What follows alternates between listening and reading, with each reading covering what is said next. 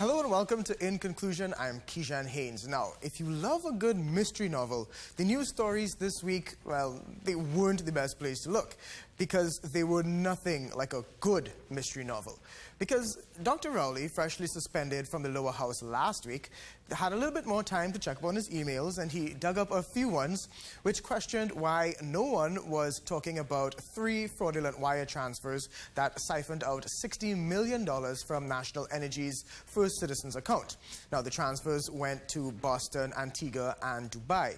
Now, according to National Energy, we got back most of that money, but about $25 million is still stuck in a Dubai bank account.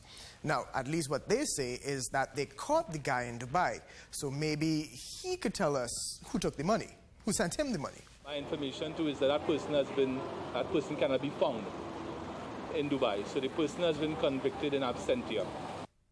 Okay, so we don't have him, but the energy minister also said in that same press conference that the person in Trinidad who just walked in at the bank and essentially asked nicely for the money, well, he was caught on camera. So, you know, maybe we can catch him that way. Maybe he was on camera.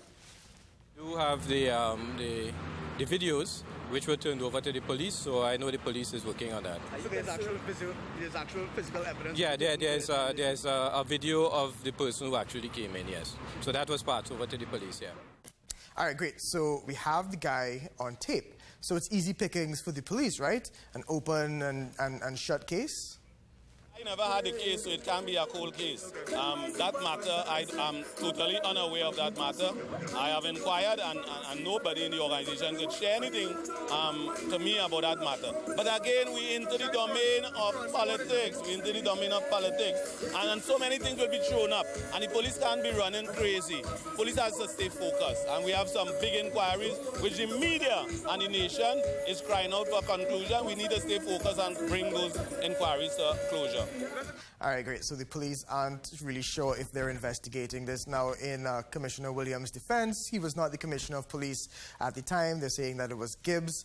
But, you know, if you want to make matters worse, Dr. Rowley was on I-95.5 FM earlier this week, and he alleged that a family member of a worker from First Citizens who was fired after all of this was murdered. So now he's linking that murder to this issue. And I think if you're looking at coverage of this event, this whole ordeal, is that we're all getting second-hand accounts. There's really no first-hand information, no documents, no court documents. So it's all hearsay or rumor. This minister said that, this minister said this, National Energy said this. So I don't really know what's scarier, that our reporting of this story could be entirely false, or worse, that it could actually be all true. Moving on, so National Energy wasn't the only one feeling the heat this week. The fire service was under fire after a house burned down in Belmont on Saturday, leaving 4 homeless. Now, the victims lashed out because of the slow response time, and they said that there were fire tenders which had to come all the way from Chaguanas because Belmont didn't have a fire trucks. Now, of course, this comes about a week after, or a few days after, the fire service was taking hits for buying several high-end SUVs and not fire trucks. So they were already on the defensive. The Northern Division, we have appliances. In fact, there's an appliance attached to Belmont Station, which was out on a house fire call in Gonzales, then to a bushfire in Cascade. In fact, while it was on the bushfire in Cascade, they received the call. But an appliance from headquarters responded to that call, and, well, they were hampered by indiscriminate parking along the roadway and that kind of thing. And they even said that it was a member of the media, a photographer, that was hampering their progress. And what we understand is that the fire was already engulfed the entire house before they got there. So that's moving on. So that's the fire and that's the police. Is there any other essential public service that was shutting down this week? Doctors at the nation's hospitals have opted to stay away from work, as called upon by MPAT reformers over stalled salary negotiations. In a media release, MPAT reformers says each RHA is engaging in their own style of solidarity, which includes a sick-out. For the entire week, dissatisfied doctors have been wearing black and operating on a work-to-rule basis. The group is calling for the government to settle outstanding wages before the general election. Yeah, sometimes you have to wonder how this country still runs or if anything works at all. Let's take a break. We'll be right back. All right, welcome back. So the other big story of the week, the one that doesn't seem to end, email gate. So the Prime Minister released a letter from a lawyer which she hired, which said that the emails in the email gate scandal didn't exist. Now, there's an interesting meme going around on the internet which describes the situation as a student who tells his parents, well, he got all A's in school, but the student doesn't produce a report card from the school, but a letter from a friend who saw the report card. But there was something in the letter that turned all of the internet into some of the best copy editors and handwriting experts. The letter states that Google has provided the requested information for all emails between you and former Attorney General Anand Ramlogan for the period September 1st to 31st, 2012. But that line has raised questions about the authenticity of the letter since September only has 30 days. Peter Corby, for example, commented saying, quote, "By the way, since when does September have 31 days?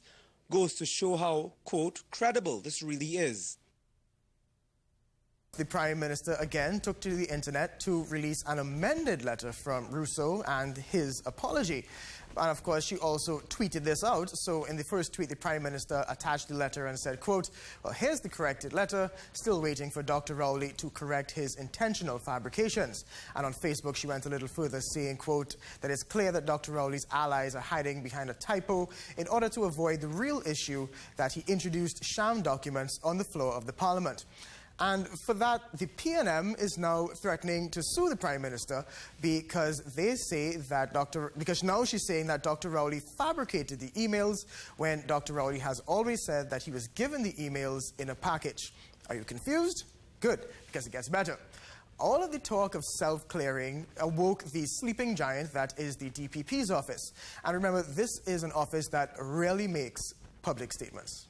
In a strongly worded release on Wednesday evening, Mrs. Honoré Paul said the police probe into Emailgate is ongoing and there has been no conclusion on whether the emails were or were not sent. All right, so now if you're wondering how would the Prime Minister respond to this, this is what everybody was looking forward to. Well, she's now been going around saying that she's been cleared. Well, here's her response. I got evidence which showed that the emails were fake, and therefore it was my duty as a citizen of this land to provide that evidence in the place where the allegations were made, that is, in the Parliament. I feel vindicated by the DPP's letter. All right, sometimes as journalists we need to be able to come out and say, ma'am, I don't understand what you just said, because objectively I didn't get it and a lot of people didn't. But here's what I thought the issue was. Deputy DPP says any parallel investigation by interested parties and the public airing of the supposed results are self-serving and bring to mind the need for the legal maxim, no man should be a judge in his own case. Now, Mrs. Honoré Paul acknowledges that the Superintendent of Police, Baldeo Nanan, did compile a report based on information obtained by the Department of Justice. That report was sent to Deputy Commissioner of Police, Glenn Hackett. However, she says the report did not clear Mrs. Prasad Bisasa and former Attorney General Anand Ramlogan.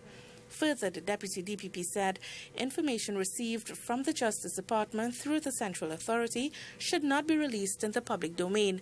She said to do so attracts questions as to this country's ability to honor international legal obligations. But the Prime Minister heard. But she doesn't ever say the letter does not exist.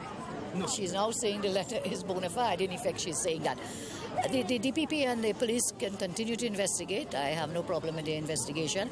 I am convinced that there is evidence, sufficient evidence, which shows that the emails were fake. All right, so if you were confused by that, you are clearly not alone. And you can tell by the front pages of Friday's newspaper that everyone had a different take on it. So here's the Daily Express for Friday that says, PM feels vindicated, she's cleared and happy. And that's one way of looking at it. Then you had the Newsday, which interpreted it as Rowley not cleared. And then the Guardian, which took, well, a completely different interview. This was the Prime Minister's meeting in the Diplomatic Centre saying, PM stressed. Now, if you also read the article, it didn't actually say why the Prime Minister was stressed. The Prime Minister was relaying a story about her grandson, and then she says she opened the newspapers and said she was stressed. Now, at no time did the Prime Minister ever actually say that she was stressed out about the DPP's statement. So an interesting take on all three. So we're going to take a quick break and be right back with the first. Here's the 8 o'clock news. Remember, it's just satire.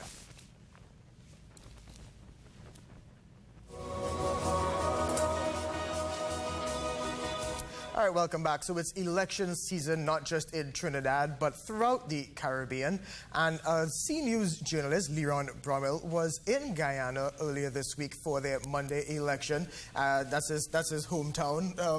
Leeron is also the host of Election HQ on CTV. So thank you for joining us. So let's get started. You were there on Monday. The results didn't come out till several days later. As a journalist, how do you, now we're accustomed to election today, results tonight. How do you cover something when it's days that pass? Well, thanks for having me, Kejan. First off, this is actually the first instance that I can recall in recent times that the results took so long to come out. In fact, in 2007 when I did the last, 2006 when I did the last election, results were coming out just after the polls were closed. But on the weekend, because a new system was put in place by the Guyana Elections Commission with support from the UNDP, they were expected to give you that very early. Right. They were expecting to give you updates 2 hours after the polls closed. That's when the GCOM chairman, Dr. Steve Search-Bali, told us we'd be getting those results. And he said by Wednesday, the earliest, you should have a winner. However, because of Guyana's makeup, and the majority of people living along the coast. Right. If I can give you an idea, let's just say this is Guyana. Cool. The majority of Guyanese, if you see my fingers looking black, the ink is still coming off. Right. So Guyana, the majority of Guyanese live along here. So all of this is yet undeveloped land. Right. But there's smaller villages and settlements in between.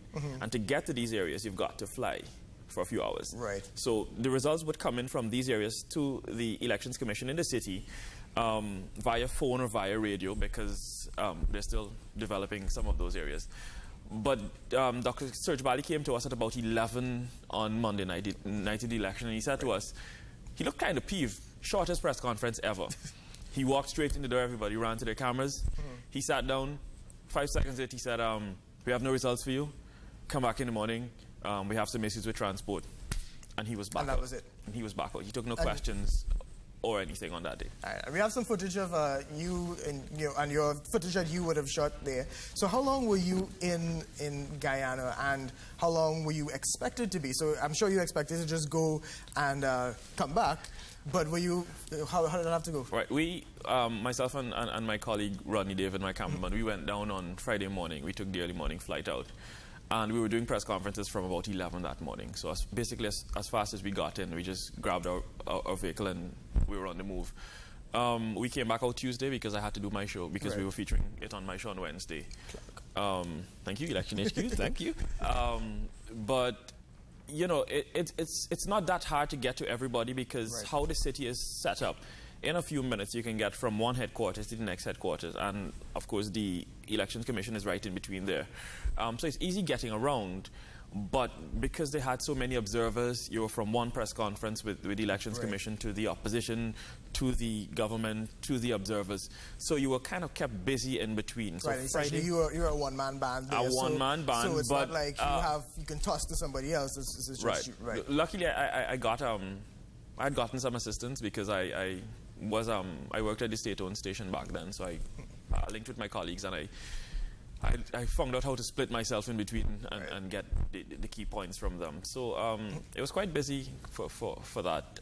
Elections Monday, on elections, we got as far as the end of Region 4 in a few hours, and we came back in. But because they had Guyana doesn't have that big a population.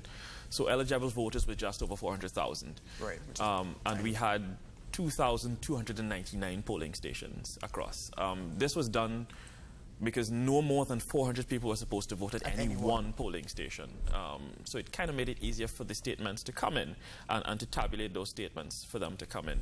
But again, around the city, it was easier to get around because you've got, but the results that would have come in from outside. So you've covered elections there, you've covered elections here. What are some of the biggest differences that you would find covering a Guyanese election versus a Trinidadian? Are we talking from the campaign train all the way through, or are we talking just election? Let's talk campaign train all the way through. Oh, wow. And let's include violence, because I know violence is an issue, and I guess maybe the protection that journalists may have to take, because in Trinidad we don't really have to deal with violence on the campaign trail, knock on wood. So what are some of the similarities or differences? I'll tell you, Trinidad's politics is a lot more exciting. I can tell you that for sure. I've actually been to more political rallies here than I've done in Ghana, because in Ghana, back in my former life, I was in sports, so I never had to do much with politics, and so Trinidad comes along the line of more unity because of the which is, I think Ghana is the same way, but when election comes around, you only see two things: you're either black or you're Indian, and that's how most of the population sees it. Well, that's what the older heads saw it. I don't get that vibe here in Trinidad and Tobago, and so a lot of people, and interestingly enough, I read on social media the other day that one of the an Indian scholar wrote that Indians vote along the lines of, this is in Ghana, vote along the lines of emotion and protecting their interests. There's some people who could say that happens here as well. Well, I guess if you go back to history and slavery and stuff, I mean, the Africans came over as slaves, the Indians came over as indentured, so they were set up basically, and their thing is, we already have the experience in business, so it's easier for us to get along and go along that way. The campaign trail can get very nasty in Ghana, and you don't have that issue about everyone saying that you're going to be sued next morning or the next thing. One man says something, the other one responds, and it goes back and forth that way. It kind of ends there. Yeah, and that divides the country more. And so now that you have a winner, but right now not a concession, what happens there? How are the journalists handling this? Because I'm guessing this is some sort of uncharted territory at this point. You've been in government for about 22, 23 years. It's difficult to let go when you, I guess generally, it's difficult to let go if you've been in something for 20-something years. To let go. In this instance, it's power, because the government feels it's done enough to remain in power. The opposition, on the other hand, feels that it's time for the government to go, because they're not governing for the entire country, but they're rather governing for a small part of that population. And you have this coalition coming in similar to here. Right. Well, interestingly enough, the coalition technically defeated the government in the last election back in 2011. Ghana's constitution does not allow for a coalition, a government to be formed after an election. You've got to be a coalition before you go into election. Right. So the APNU, which was 5 parties that came together in the first one, they contested that, and the AFC, the Alliance for Change, stayed as a single party. The AFC can be compared in its early stages to the COP. Right. The APNU would have been, I guess, the UNC, if you look at it that way. And so they stayed apart. But when the votes were counted, they held a one-seat majority, and that's how the PPP formed a minority government. And of course, you know, the history, they prorogued the parliament November last year, and then he was forced to call. Exactly. Right. So with the preliminary results that have been released by the Elections Commission, just about a 5,360 difference with the coalition winning, they have a 33 to 32 seat majority, almost the same from the last parliament, only now they're supposed to form the government. But there are issues with that, in that the governing party doesn't want to concede. President Ramata, the incumbent, is saying that they've found different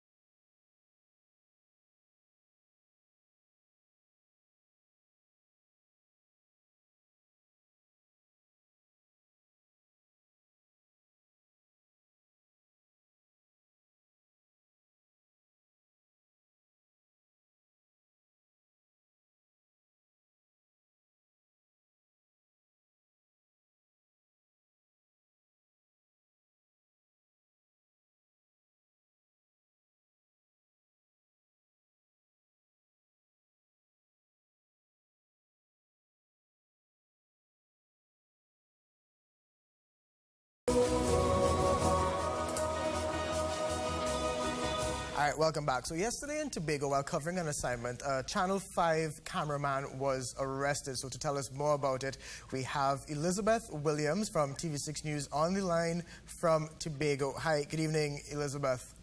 Good evening, Kejan. All right, can you tell me what exactly happened and how did this escalate where the cameraman essentially became the story? Okay, yes, because the incident occurred on the scene of an accident where a biker was involved, and he was knocked unconscious by a Titipo's van, and he had to be transported to the Scarborough General Hospital. During this time, the Tobago camera operator, he's a technical operator at Tobago Channel 5, an incident occurred between him and the police. Well, he was videotaping the accident at the time. We received the pictures, and we also took pictures of the policeman in question choking the Tobago Channel 5 camera personnel. So this is serious. So this was an altercation that happened as a result of his reporting at the scene. Yes, he was in the line of duty in terms of him videotaping the accident involving the biker and the Titipo's van, while he was videotaping, he was allegedly approached by the police officer and then choked. We have pictures to prove that he was choked, and he was later led off by police officers, led off and held in police custody, and he was slapped with 2 charges, one of obstruction and another of resisting arrest, and he is to appear in court on Monday. Wow, so this is has this ever happened? Like, what was the reaction? What's the reaction of the Tobago media fraternity after this? The Tobago media has expressed outrage in Tobago with respect to the incident, especially in light of the pictures that were captured, not only by our news team, but also by Channel 5 and other media houses. They are wondering what could happen to have a police officer now want to choke a camera operator when this is in the public space. But in addition to that, I also contacted Superintendent Joanne Archie with respect to the incident, and she said an investigation has been launched. Of course. All right. Is there any plan to show solidarity, protests or anything like that, or is it too early to tell that? It's too early to tell. All right. Thanks a lot, Liz. Thank you very much. So we're going to keep an eye on that story. Of course, the Media Association, always busy. The Media Association is going to have something to say. Well, that's it for In Conclusion tonight. Thank you very much for joining me. A brand new week of news begins right now.